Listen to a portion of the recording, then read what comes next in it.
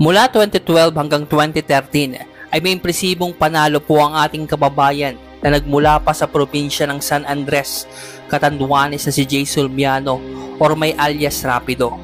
Sa nasabing taon ay lahat po ng panalo nito ay knockout lahat ng kanyang nakalaban. Finish him!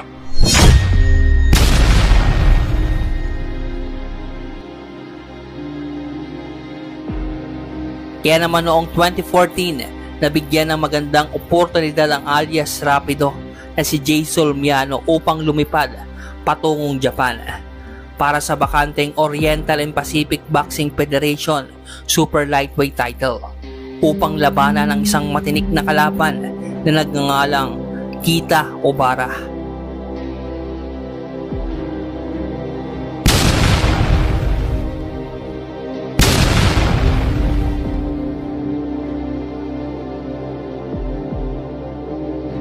Bagamat natalo ang ating kababayan bayan knockout sa round 4, ay hindi po ito napanghinaan ng loob upang itigil na lamang ang nasimulang pangarap. Kaya naman makalipas ang 2 taon, ay muling umapak sa ibabaw ng ring ang alias Rapido upang sagupain ang mas matangkad pa sa nakalaban ni Pacquiao na si Margarito. At ito nga ay si Takehiro Oda na may mala 6-footer ang tangkad at naganap ang kanilang bakbakan sa convention exhibition Century, Hong Kong. Bago nga ang kanilang naging bakbakan ay sa entrance pa lamang ay pasikat na po ang kalaban sapagkat pasuot-suot pa lang mala outfit na ninja at sa pagtungtong sa ibabaw ng ring ay hinakbangan na lamang ang lubid. Samantalang ang Pinoy ay patawa-tawa lamang at napaka-humble na anime walang ibubuga sa laban. Pero kapag tinamaan ka naman ng malarapido na kamao ay talagang may kalalagyan ka. Sa unang round ay nagbigayan agad ng matitinding patama ang 2 fighter, pero makikita na kahit na mas malaki ang kalaban ng Pinoy ay mas malakas naman ito kung sumuntok.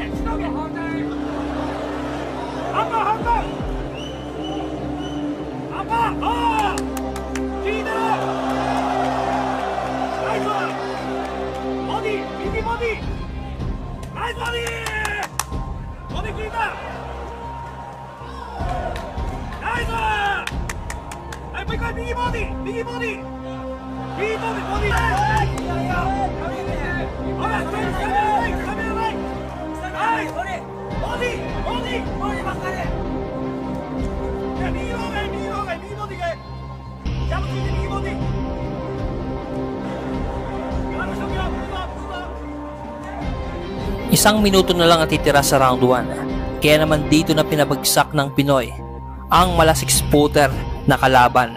Kaliwat kanang pumasok ang malarapitong suntok ng Pinoy.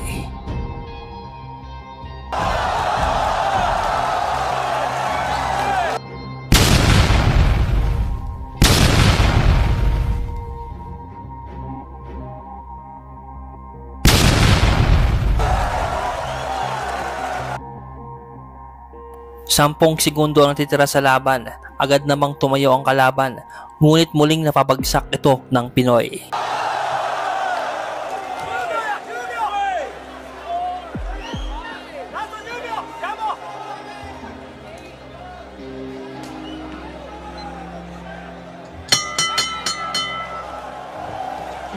Dahil hindi pa nakaka-recover ang Hapon sa pagkakabagsak nito sa round 1, ay hindi na po nag-aksaya ng panahon ang ating pambato na si Solmiano.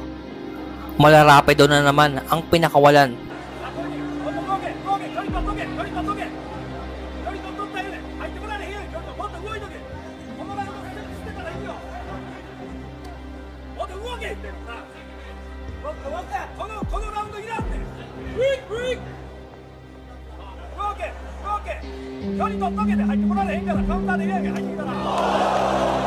Halatang natatakot na ang Hapon sa Pinoy sapagkat sa tuwing umaatake ito ay umaatras ang Hapon.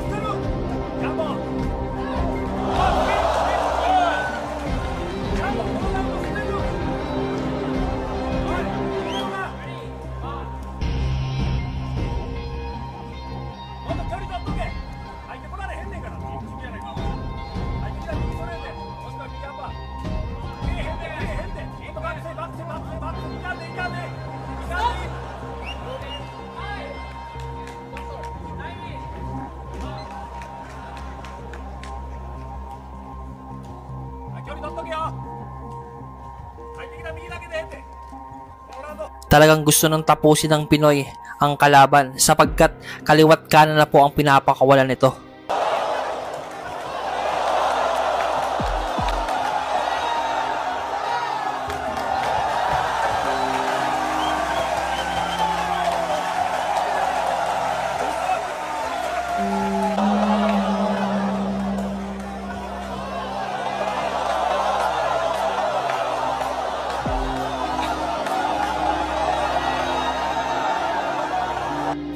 At knockout na naman po ang panalo ng ating pambato na si Jay Solmiano.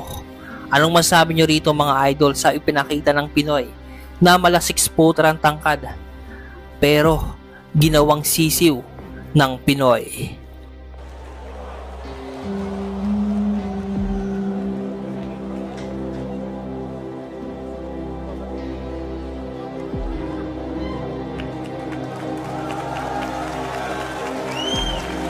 Maraming salamat mga idol dahil hanggang dulo ay nanonood pa rin po kayo.